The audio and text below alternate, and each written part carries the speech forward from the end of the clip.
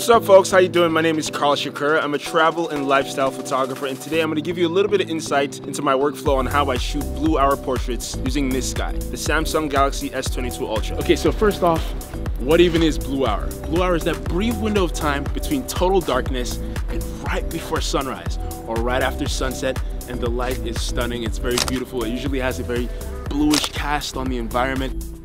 I'd suggest planning ahead so you can take advantage of all the light a little easier. Figure out your location beforehand, find out when blue hour starts in your area, and most importantly, get all your gear ready to go.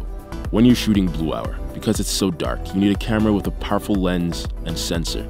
The Galaxy S22 Ultra has a 108 megapixel lens with the ability to shoot in RAW. This lets you capture more data and gives you a lot more control over all your settings. Okay, let me show you how I dial in my settings just right. First things first, right into Pro mode so I can customize all my settings. I preferably like to keep the ISO under 800. See, when you're shooting at such a dark time of day, having your ISO set too high can add a lot of unnecessary noise to your photo, which we don't want. Then I'll adjust the shutter speed accordingly, making sure the scene is properly exposed. Okay, a feature on the phone that I really like is the focus peaking. Sometimes I switch the phone over to manual focus to make sure that photos are tack sharp. Focus peaking lets you see exactly where your focus is. So if you're shooting in low light conditions, you're nailing the focus every single time. Okay, so we've got our settings dialed. Now I can talk about why I'm using the prism and the light panel. The light panel helps to pull the shape out of my subject because it's so dark. Look at that. All of a sudden, no light, red light. No light, red light. It looks sick.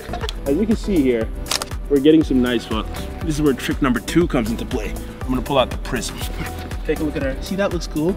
Now I'm gonna bring the prism right in front of the frame and look what that does. It just absolutely makes it magical, like dazzles it.